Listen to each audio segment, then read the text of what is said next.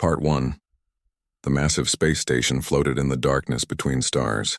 Inside its crystal walls, beings from across the galaxy gathered for an important vote. Some looked like giant insects. Others were made of light or metal. A few breathed methane instead of oxygen. All of them had come to decide the fate of a small blue planet called Earth. Commander Jake Morrison watched the meeting through a hidden camera. He sat in a dark room with two other humans. Amy Collins, a pilot with sharp eyes, sat on his left. Dr. Henry Blake, a scientist with gray hair, sat on his right. They had sneaked onto the station 3 days ago. Nobody knew they were there. The alien at the front of the room had 4 eyes and purple skin. His name was Zexthor, and he spoke in a language that sounded like bells ringing.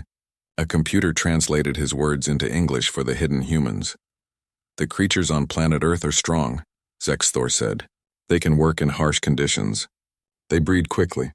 They will make excellent workers for our mining colonies and farms." Jake felt his hands turn into fists. They were talking about humans like they were animals, like they were tools to be used and thrown away. Another alien stood up. This one looked like a floating jellyfish made of blue gas.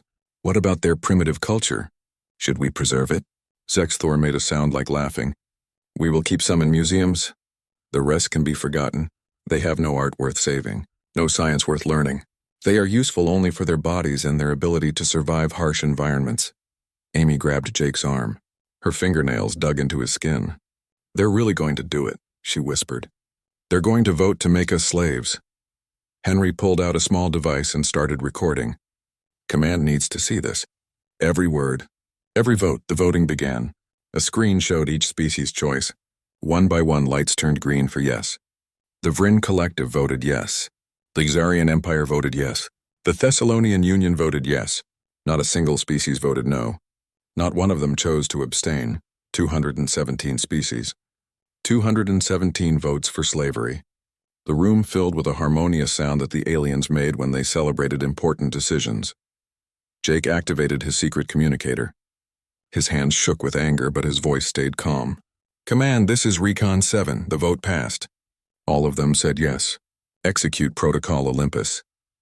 Thousands of miles away on Earth, General Linda Hayes stood in a command center buried deep under a mountain. Officers from every nation on Earth stood around her. They had been waiting for this message, hoping it wouldn't come, preparing for it anyway. Linda was 53 years old. She had gray streaks in her black hair and a scar on her left cheek from a training accident years ago. She had fought in 3 wars before this. She had hoped never to fight another one. "Ma'am," a young officer said, "we have confirmation. The aliens voted to enslave humanity."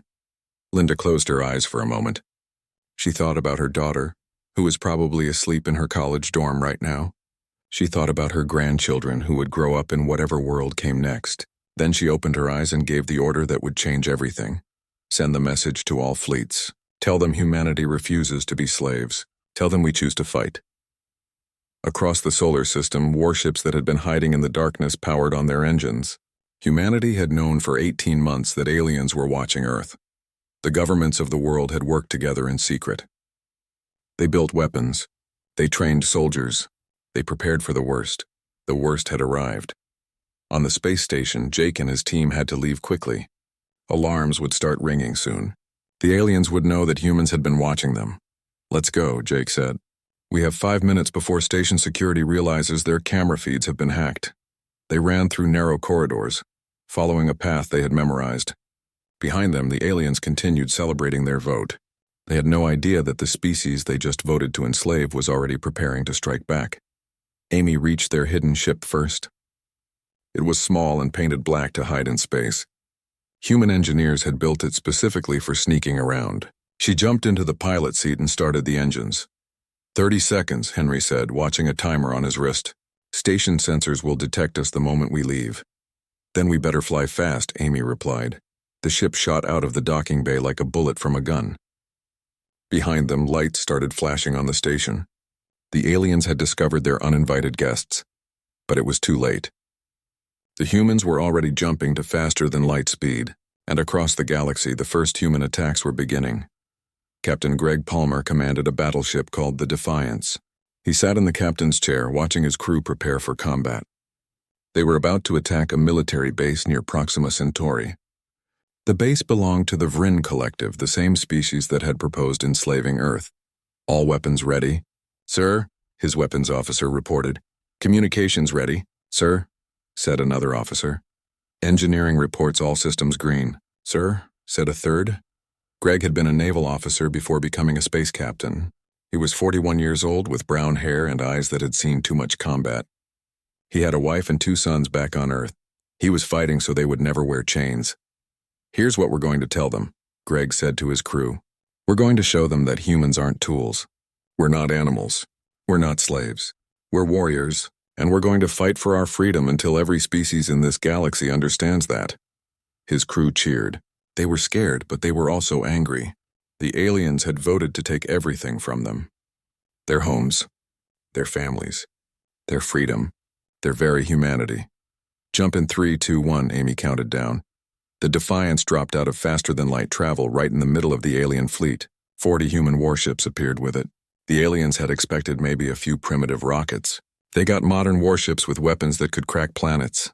All ships, Greg commanded. Fire at will. Show them what humans do to those who try to make us slaves. The battle began with thunder and lightning. Railguns fired chunks of metal at incredible speeds. Missiles streaked through space. Lasers cut through alien shields that were never designed to stop physical projectiles moving at thousands of miles per second. The aliens tried to fight back, but they were slow. They announced their attacks before firing, following rules of combat that were thousands of years old. They offered chances to surrender. They tried to disable human ships instead of destroying them. Humans had no such rules. Humans fought to win. Part 3. 3 months passed since the vote to enslave Earth. The galaxy was burning. Trade routes that had operated safely for 10,000 years were now hunting grounds for human raiders. Entire star systems went dark as both sides destroyed power stations and communication arrays. Billions of refugees fled toward the edges of the galaxy, trying to escape the expanding war. Captain Nicole Grant stood on the bridge of the assault carrier Relentless, watching her fighter pilots return from another mission. She was 38 years old with blonde hair cut military short and tired eyes that had seen too much death. The fighters came back in neat formation, but 3 spaces in that formation were empty, 3 pilots who would never come home. Mission successful, ma'am, her tactical officer reported. The food production facility on Thessalonia 7 has been destroyed. Nicole nodded slowly. That facility had fed 40 million civilians. In a few months, those people would start starving. Some would die. Others would become refugees, putting pressure on the Thessalonian government to end the war. Good work, she said, but the words felt like ashes in her mouth. Lieutenant Frank Cooper stood beside her. He was younger, only 26, with dark hair and a questioning look in his eyes. Ma'am, permission to speak freely? Go ahead, Frank. We just condemned 40 million people to starvation, civilians who had nothing to do with the vote, children who don't even understand what war is. Are we really any better than they are? Nicole looked at him for a long moment. She wanted to tell him yes, that humanity was fighting for survival, that desperate times required desperate measures, but the words wouldn't come. I don't know anymore, she finally said. But we're alive and free, Frank. That's more than the council was willing to give us. She walked away before he could respond. In her private quarters, Nicole sat on her bunk and stared at a photo of her family. Her husband and 2 daughters, smiling on a beach back on Earth. That photo was taken 6 years ago, before anyone knew aliens existed. Before everything changed, Nicole wondered what her daughters would think of her now. Would they understand that Mommy destroyed a food factory to help win the war? Would they be proud? Or would they be horrified? She didn't have answers. She only had orders, and the next set of orders was already waiting on her computer. Back on Earth, the planet had transformed into something unrecognizable. The sprawling cities with their parks and shops and restaurants were gone. In their place stood military fortresses buried deep underground. Every human over 12 years old received combat training. Factories ran day and night, producing weapons and ammunition and ship parts. Dr. Alan Price worked in one of those factories, a massive complex hidden under the Rocky Mountains. He was 55 years old, balding, with thick glasses and hands that shook slightly from stress. Before the war, Alan taught biology at a university. Now he designed weapons that killed in horrible ways. His current project was a biological agent that attacked the Vrin species specifically. It would make them sick, weaken them, maybe kill them. The Vryn immune system had never encountered anything like it. They would have no defense. Alan stared at the sample in his laboratory. A clear liquid in a small vial, something so tiny that could kill millions. He felt sick every time he looked at it. Dr. Price. A young assistant named Rachel stood at the door. She was barely 20 years old, fresh out of accelerated training. The general wants to know if the weapon will be ready for deployment. Tell her yes, Alan said quietly. It'll be ready next week. Rachel left. Alan put the vial back in secure storage and sat down heavily in his chair. He thought about the Hippocratic oath he'd taken when he got his medical degree. First, do no harm. He was definitely doing harm now. Enormous amounts of harm. But he also remembered watching the recording of the council vote. Every single species saying yes to enslaving humanity. His wife had cried watching that video. His son, who was fighting on a battleship somewhere in deep space, had sent him a message asking if it was real. Alan kept working because he believed his family deserved to be free. He just wasn't sure anymore what freedom cost or if the price was too high. While Earth turned itself into a war machine, the Galactic Council was fracturing. The Vryn Collective's government had fallen in a violent coup. Citizens who were tired of losing their sons and daughters to the war had risen up. The old leadership was executed. The new leaders immediately tried to contact Earth about peace terms. 17 species had now completely left the council. They formed a neutral bloc and refused to fight anymore. Some of them sent secret messages to Earth, offering information about council military movements in exchange for protection. But other species were digging in their heels. The Zarian Empire, which had provided most of the council's shock troops, ramped up their cloning facilities. They were growing soldiers faster than humans could kill them.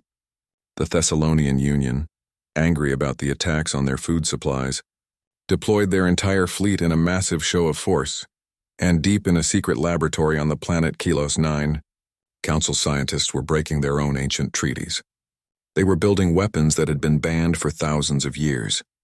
Weapons so terrible that their own ancestors had sworn never to use them again.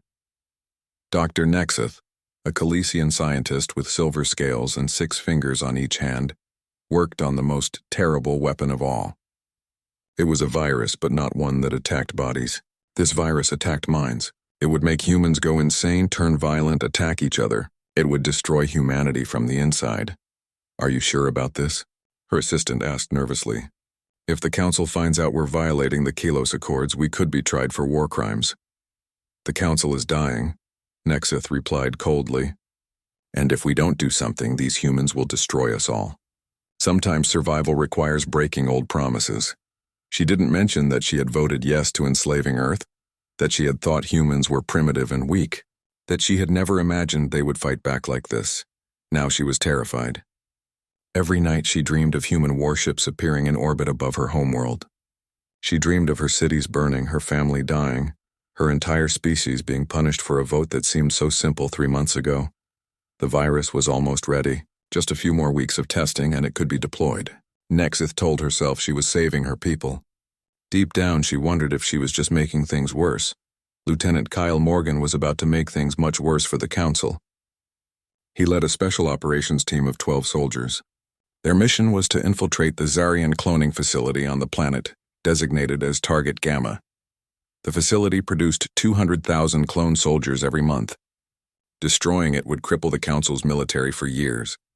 Kyle was 31 years old, lean and muscular, with black hair and cold blue eyes. He had been special forces even before the war started. He was good at sneaking into places and breaking things.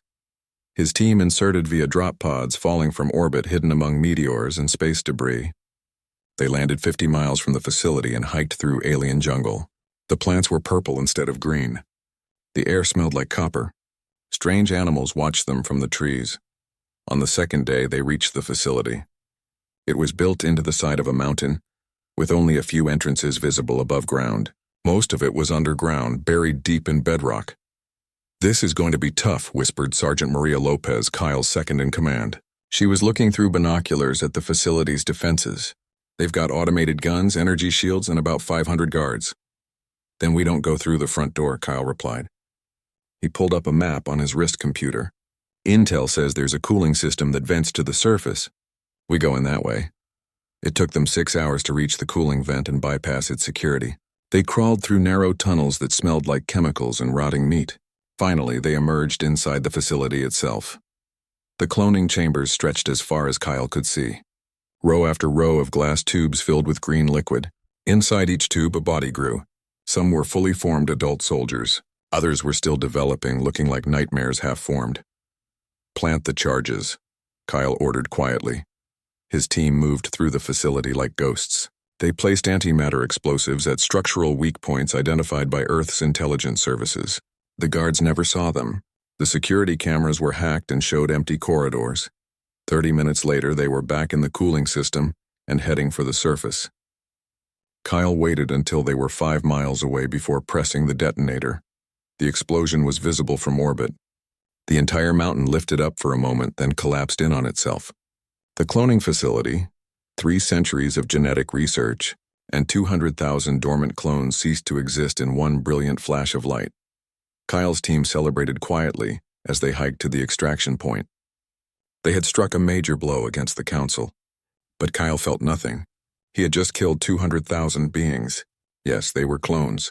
Yes, they were bred specifically for war, but they were still alive until he pushed that button. "Sir, are you okay?" Maria asked. Kyle realized he had stopped walking. "Yeah, I'm fine. Let's get out of here." Part 2. The battle at Proxima Centauri lasted 47 minutes. When it ended, 17 alien warships were nothing but floating debris. The military base was a cloud of expanding gas.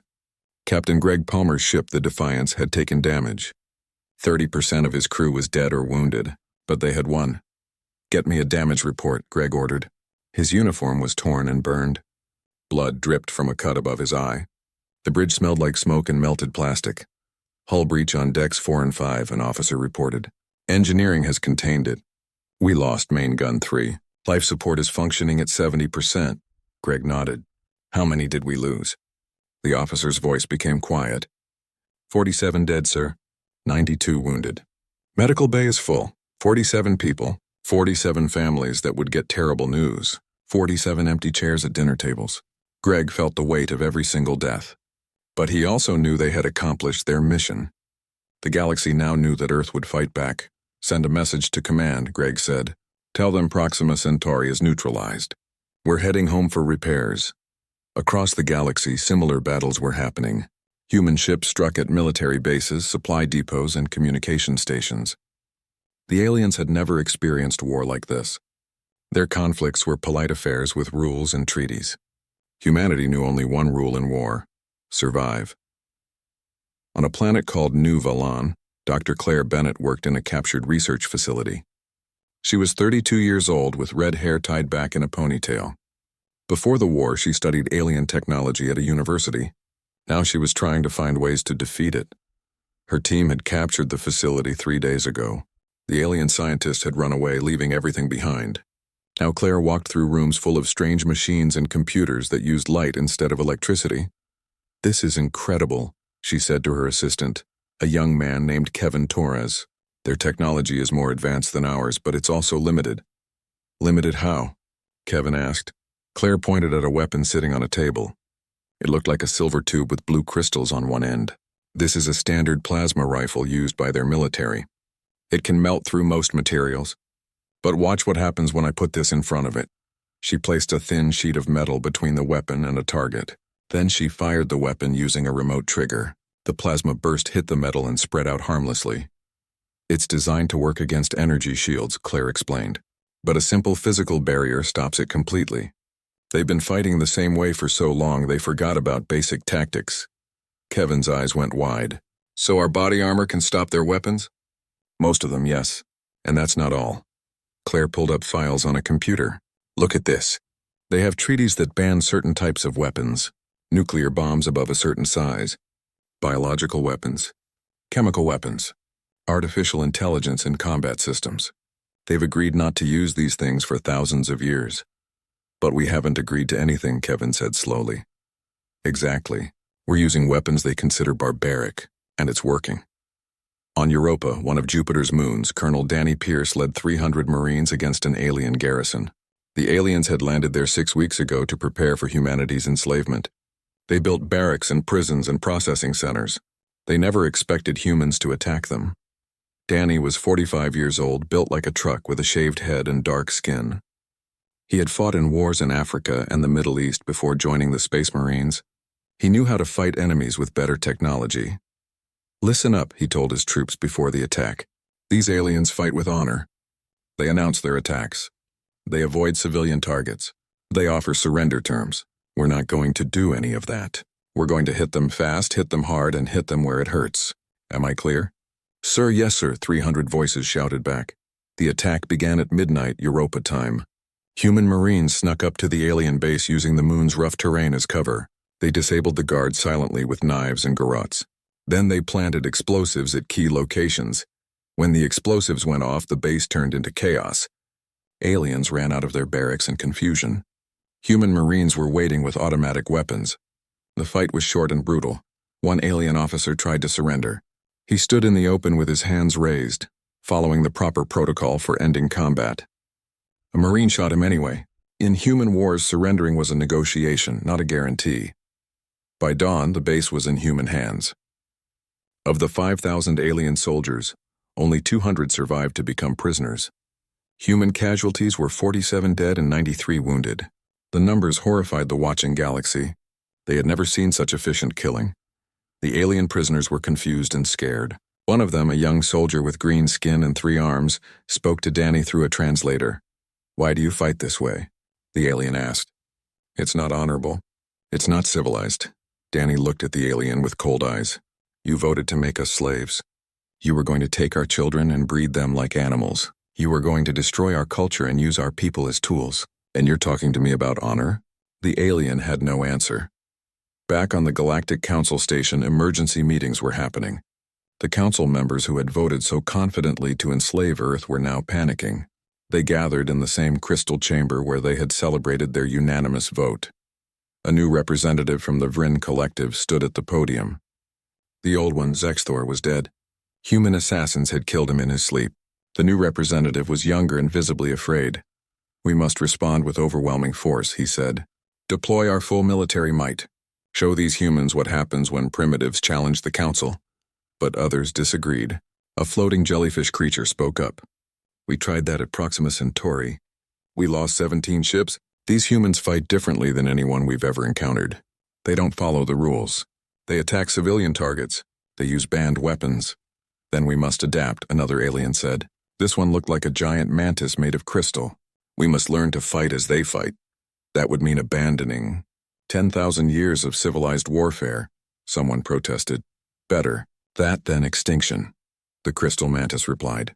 The council argued for hours. Some wanted to continue the war. Others wanted to negotiate peace. A few suggested surrendering to human demands. The unity that had existed during the enslavement vote was completely shattered. Meanwhile, human intelligence services were working to break the council apart even further. Ambassador Lisa Turner, a skilled diplomat with 20 years of experience, recorded a message that was broadcast to every planet in the galaxy. She was 50 years old with silver hair and a calm, professional manner. She wore a simple blue suit and sat at a desk with the Earth flag behind her. "People of the galaxy," she began, "the council voted to enslave my species. All 217 of them said yes. Not one said no. Not one abstained. They decided that humanity wasn't worthy of freedom." She paused to let that sink in. "But we've noticed something interesting. Many of you voted yes because you were afraid. Afraid of the big species like the Vrin and the Zarian. Afraid of what would happen if you said no. We understand that. Fear makes people do things they wouldn't normally do." Another pause. "So here's what we're offering. Any species that withdraws from the council right now gets a peace treaty with Earth. We'll protect you from retaliation. We'll share our technology with you. We'll treat you as equals and friends, but if you stay with the council, we'll treat you as enemies. The choice is yours." The message caused chaos. Within days, 6 smaller species announced they were leaving the council. Then 12 more, then 20.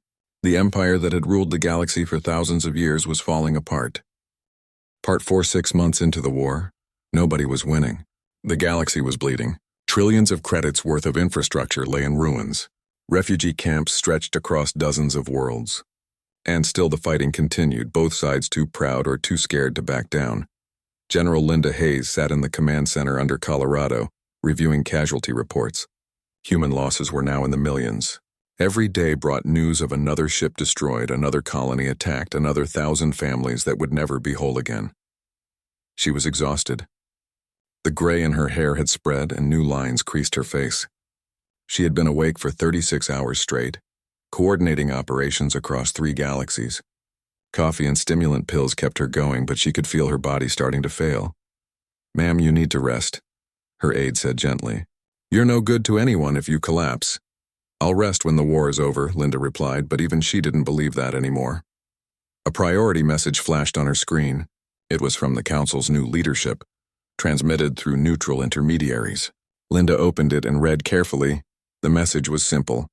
The Council was offering peace, complete recognition of human sovereignty, reparations for damages, a permanent seat on the Council with full voting rights. Everything Earth had demanded before the war started.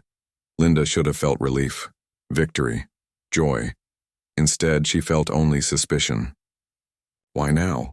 Why after 6 months of brutal fighting? What had changed? She called an emergency meeting of Earth's civilian leadership.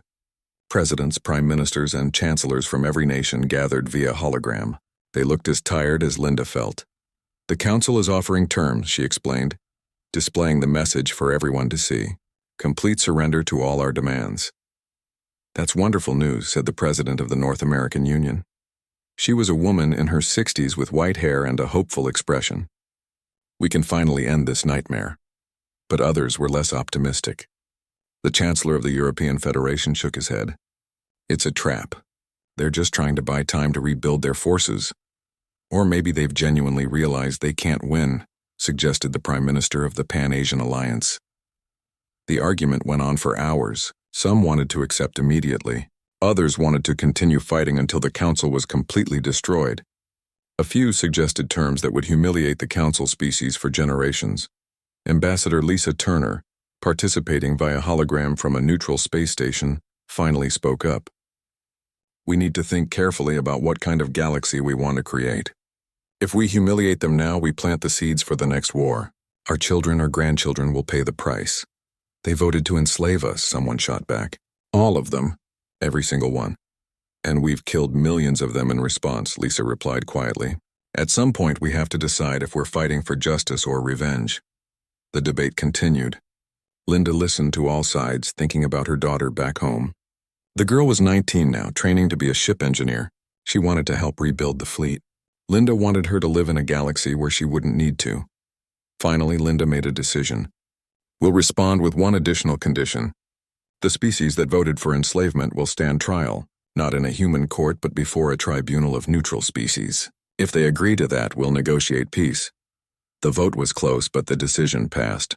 Earth sent its response to the Council. The Council's reply came back within hours. One word: impossible. So the war continued. Captain Greg Palmer received new orders while his ship was being repaired at a human shipyard orbiting Mars. The Defiance had been patched up after the battle at Proxima Centauri, but she still bore scars. Whole sections were sealed off due to damage. Some systems ran on backup power. She was held together with prayers and welding. Greg's new orders were simple. Take the Defiance and 40 other warships to the Vrin homeworld. Park in orbit. Wait for further instructions.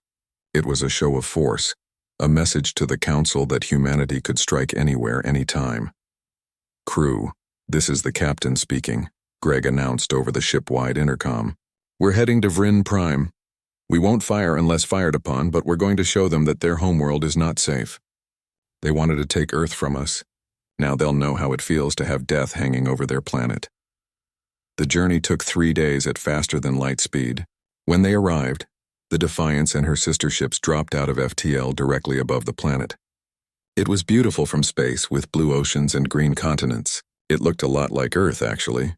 Detecting massive population centers, the sensor officer reported. Estimate 17 billion inhabitants on the surface. Greg felt a chill. 17 billion people down there, living their lives, going to work, raising their children, falling in love, having dreams, and he was hanging above them with enough firepower to turn their planet into a radioactive wasteland. "Sir, receiving transmission from the surface. the communications officer said. They're begging us not to attack. They say most of them oppose the enslavement vote. Is that true? Greg asked. Unknown, sir. We have no way to verify their claims. Greg made a decision. Open a channel to the surface. A face appeared on the screen. A Vryn civilian, judging by her clothing. She had 4 eyes like all her species, and those eyes were wide with fear. Please, she begged. Don't hurt us. We have children down here, families. We're not soldiers. We're just people. Greg felt something twist in his chest. Your leaders voted to enslave my species. All of you let it happen. We didn't know, the Vryn woman cried. They told us it was a trade agreement. They lied to us. Please, you have to believe me. Greg wanted to believe her. He wanted to think that not all Vryn were responsible, but he also remembered the recordings of the council session. The celebrating. The casual way they discussed dividing up humanity like we were livestock. Tell your leaders this, Greg said slowly. We're not here to destroy you, but we could. At any moment. Remember that feeling. Remember knowing that death is hanging over your head. That's how we felt when we learned about your vote. He closed the channel and turned to his crew. All ships maintain position. Weapons cold but ready. We're going to sit here for 72 hours. Let them sweat. It was cruel, maybe, but war was cruel. And Greg was tired of being the only one who felt afraid. On Earth, protests were erupting. Not everyone agreed with the war. In the former European territories, thousands of people marched in the streets demanding peace. They carried signs saying, "End the killing and we're becoming the monsters." Police in riot gear faced off against protesters. Most demonstrations were peaceful, but some turned violent. Buildings burned. People were arrested. The unity that had existed at the start of the war was cracking. Linda Hayes ordered the protests dispersed with non-lethal weapons. Tear gas and sonic cannons, nothing that would kill. But images of police attacking civilians spread across the internet. More people joined the protests. The question everyone was asking, what were they fighting for anymore? We're sacrificing our humanity to save it, one protester told a news camera. If we become like them, what's the point of winning? But others disagreed. Veterans of the early battles gave interviews defending the war. They voted to enslave us, one soldier said, his voice hard. Every single one of them. Are we supposed to just forgive that? Pretend it didn't happen. My brother died at Proxima Centauri. Don't tell me his death was for nothing. The council was having similar problems. On dozens of worlds, populations were turning against their governments. The Vryn collective had already fallen to a coup. Now other species faced rebellions. Citizens didn't want to die for a war their leaders had started with a careless vote. The Zarian Empire, however, was doubling down. Their emperor gave a speech broadcast to the entire galaxy. We will not negotiate with terrorists, he declared. These humans have shown themselves to be barbaric and uncivilized. They must be brought to heel, whatever the cost. 3 days after that speech, human commandos infiltrated the imperial palace. They left the emperor's head on a spike outside the front gates. The new government that took power immediately opened peace negotiations, but it wasn't enough. The war had taken on a life of its own. Even species that wanted peace couldn't figure out how to stop fighting. Too much blood had been spilled. Too many grudges had formed. Too many people on both sides wanted revenge. Ambassador Lisa Turner worked tirelessly from her neutral station, trying to bring both sides together. She met with council representatives in secret. She proposed compromise solutions. She begged both sides to see reason. We're destroying the galaxy, she told a meeting of human commanders. Trade is collapsing. Refugees are everywhere. Entire species are facing extinction. And for what? Pride? Revenge? At some point, we have to be better than they are. They started it, Captain Nicole Grant replied coldly. They voted to make us slaves. And we've made them pay for that vote 1,000 times over, Lisa shot back. How much more blood do we need before we're satisfied? Part 5, the breakthrough came from an unexpected source. The Keepers, an ancient species that predated the Council by millions of years, had been watching the war with growing concern. They rarely interfered in galactic politics, preferring to observe from their hidden worlds. But the destruction had become too much to ignore. Judge Arbitrator Thelnis, a keeper who was older than human civilization, sent a message to both Earth and the Council. The message was simple but powerful. You are children playing with weapons you don't understand. You will destroy each other and take the galaxy with you. There must be a better way. Thelnis proposed something radical. A trial, not in a human court or a council chamber, but before a tribunal of neutral species. The species who voted for enslavement would answer for their choice. Earth would answer for its conduct during the war, and the galaxy would learn from both. General Linda Hayes read the proposal 3 times before calling her advisors. "What do you think?" "It's a trap," someone said immediately. "They'll put us on trial for defending ourselves." "Or it's a chance to end this war without more death," Ambassador Lisa Turner countered. She had flown back to Earth specifically for this meeting. "We've been asking for accountability.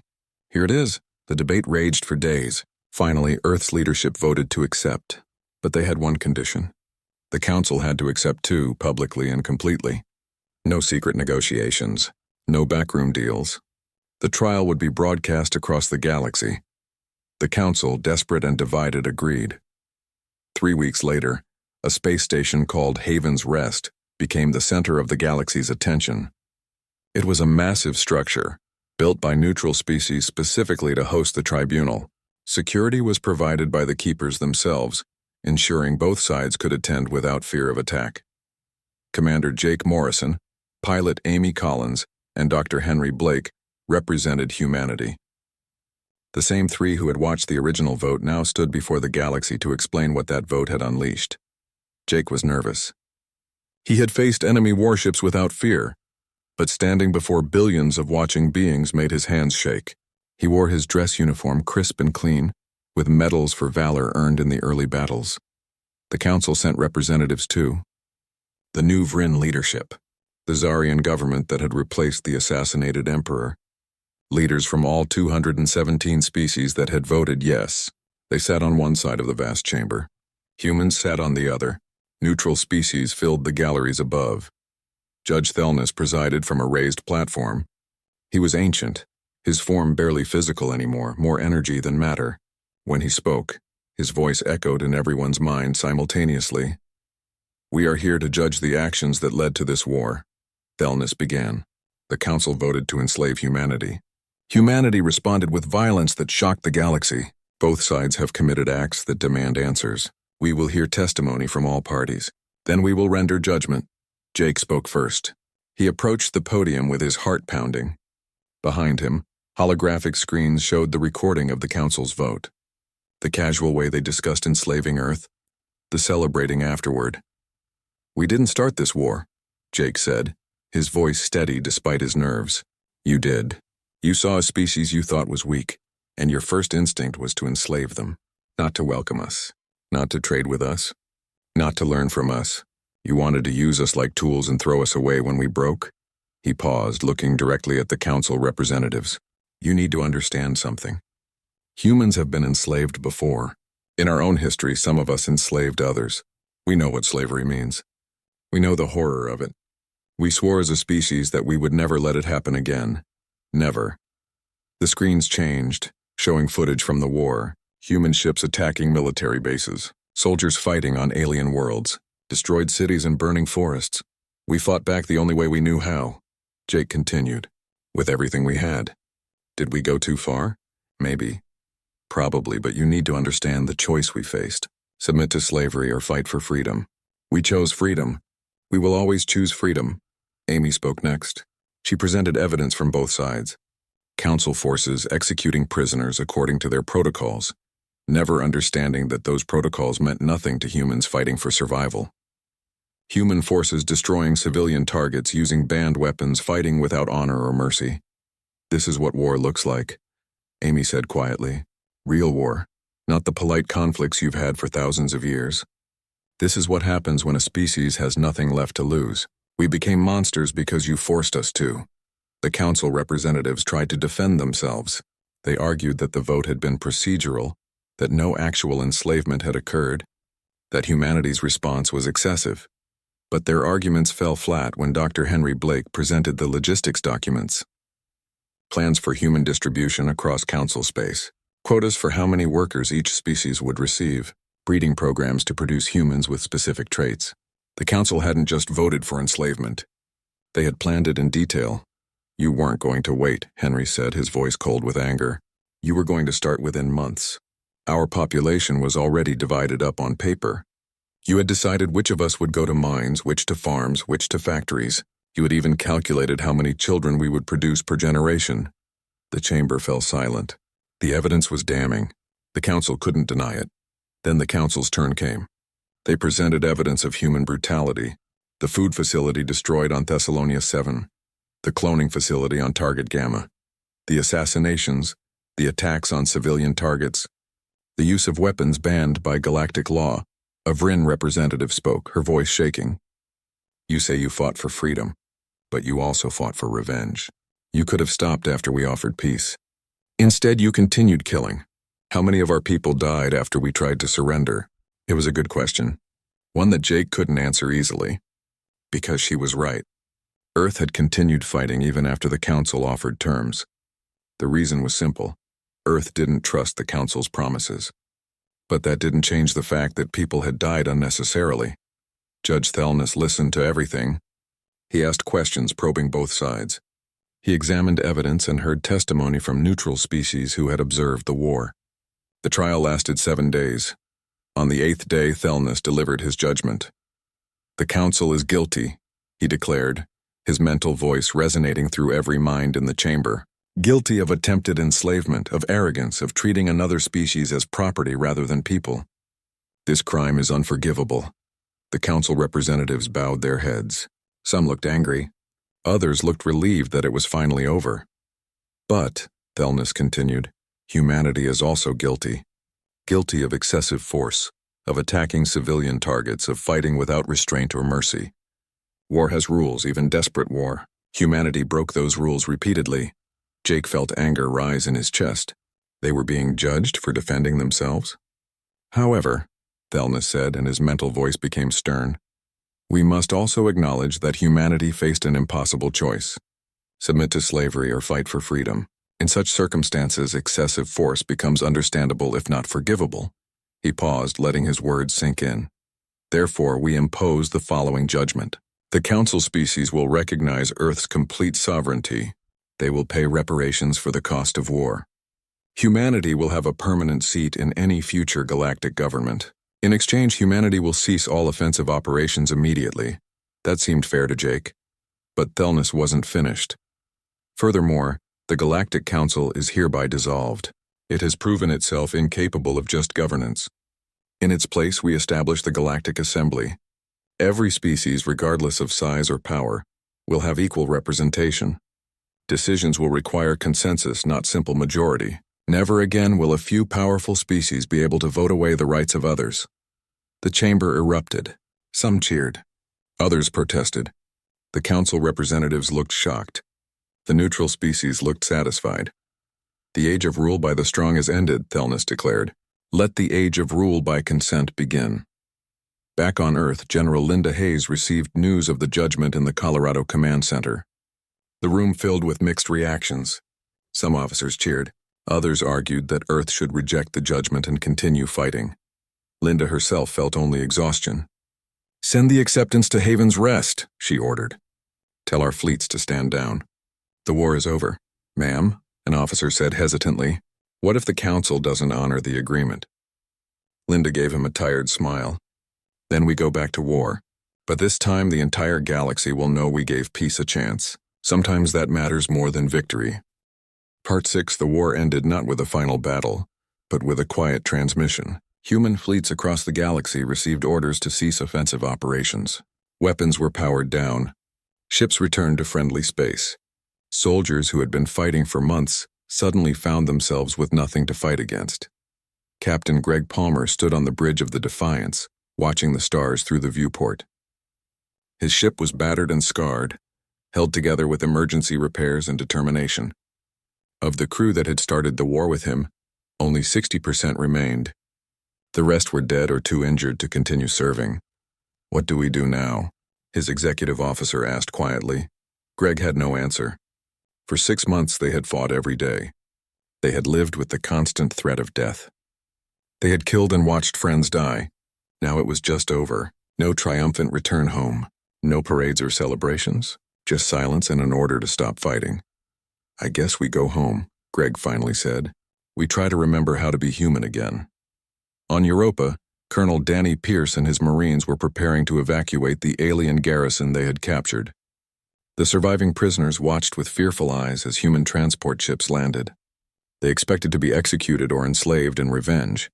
Instead, Danny had them loaded onto medical ships bound for their homeworlds. "Get them out of here," he told his officers. "The war is over. They get to go home." One of the alien prisoners, the young soldier with green skin and 3 arms, approached Danny cautiously. "Why are you letting us go? We would have enslaved you." Danny looked at the alien for a long moment. "Yeah, you would have. But we're better than you. At least we're trying to be. Go home. Tell your people what happened here. Make sure they never forget." The ships lifted off, carrying former enemies back to their families. Danny watched them go and felt something he hadn't experienced in months. Something that might have been hope. Dr. Alan Price destroyed his biological weapons. He stood in his laboratory under the Rocky Mountains, watching as the samples were incinerated one by one. The virus that could have killed millions of Vryn turned to ash. Other projects, equally terrible, followed it into the flames. His assistant Rachel stood beside him. "Did we do the right thing?" she asked. "Creating these weapons, I mean." "I don't know," Alan replied honestly. "We did what we thought was necessary to survive. Whether it was right, that's for historians to decide. All I know is I'm glad we don't have to use them." He sealed the laboratory when they finished. Maybe someday it would be reopened. The research studied as a warning. Or maybe it would stay closed forever. A reminder of how close humanity came to losing itself. Captain Nicole Grant brought the Relentless home to Earth's orbit. The planet looked so beautiful from space, blue and green and white, untouched by the war that had raged across the galaxy. Down there, people were living normal lives. Going to school, working jobs, falling in love. They knew about the war, but they hadn't experienced it directly. Nicole envied them. She had seen too much, done too much. The memory of the Thessalonian food facility haunted her dreams. 40 million people she had condemned to hardship. Yes, it was war. Yes, it was necessary, but necessity didn't make it hurt any less. "Permission to disembark, ma'am," Lieutenant Frank Cooper said. "I'm being reassigned to training command. Teaching new pilots. Permission granted." "And Frank?" "Try to teach them so they never have to fight a war like this one." "I'll do my best, ma'am." On the Council worlds, the reaction to the Tribunal's judgment was mixed. Some species accepted it with relief. Others felt humiliated. A few hardliners argued for continuing the war, but they found no support.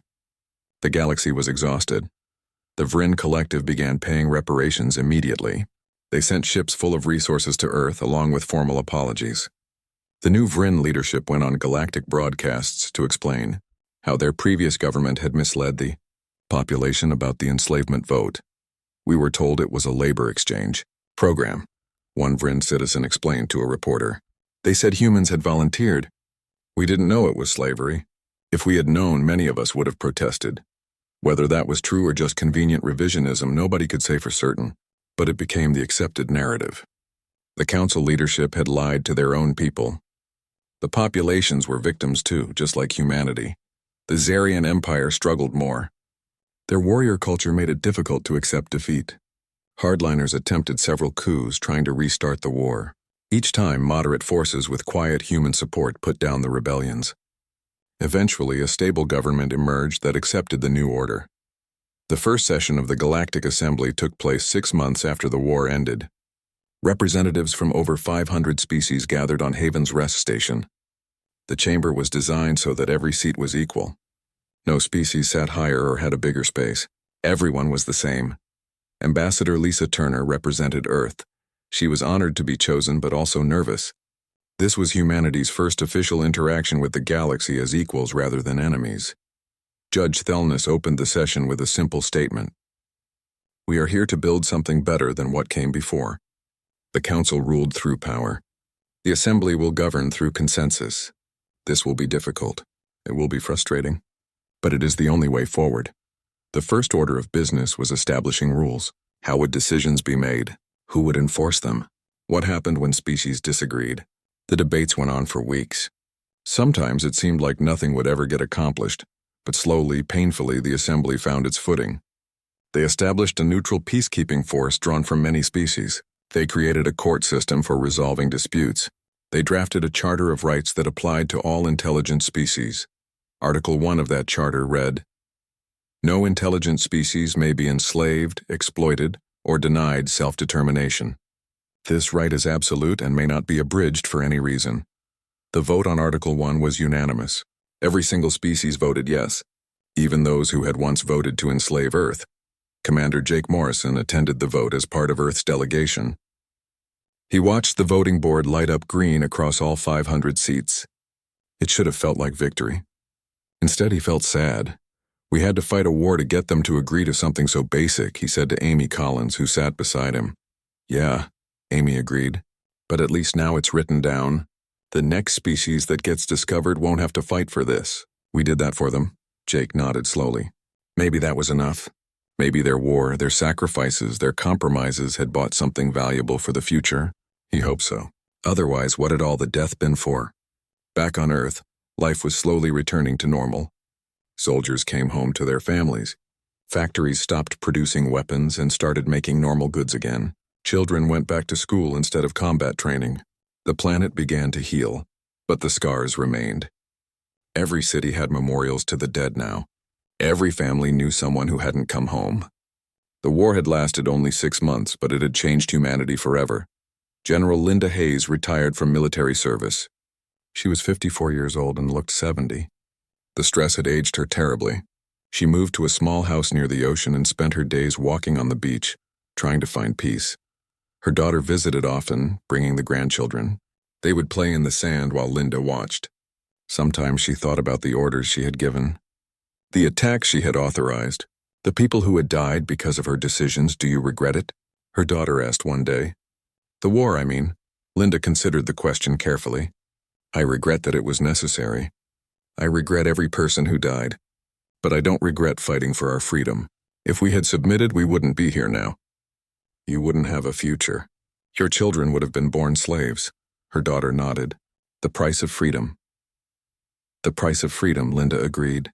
Dr. Henry Blake wrote a book about the war. It became a bestseller on both Earth and many alien worlds. The book didn't glorify the fighting or demonize the enemy. Instead, it tried to explain how a simple vote could spiral into such terrible conflict. The final chapter was titled, Lessons. In it, Henry wrote, "The Council made the mistake of underestimating humanity.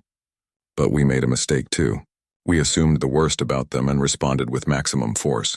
Both sides could have handled things differently. Both sides bear responsibility for what happened. The question is whether we can learn from this or whether we're doomed to repeat it." The book sparked debates across the galaxy. Some agreed with Henry's balanced view. Others thought he was too soft on the Council, or too hard on humanity. But everyone agreed that the conversation was important. Lieutenant Kyle Morgan struggled to adjust to civilian life. His military skills were no longer needed, and he found normal jobs boring. He drifted from place to place, unable to settle down. The memories of what he had done haunted him. Finally, he joined a new organization called the Peace Corps.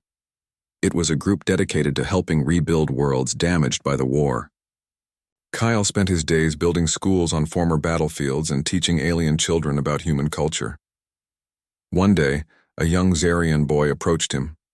"Is it true you destroyed our cloning facility?" the boy asked. Kyle tensed, expecting anger, but the boy looked curious, not hostile.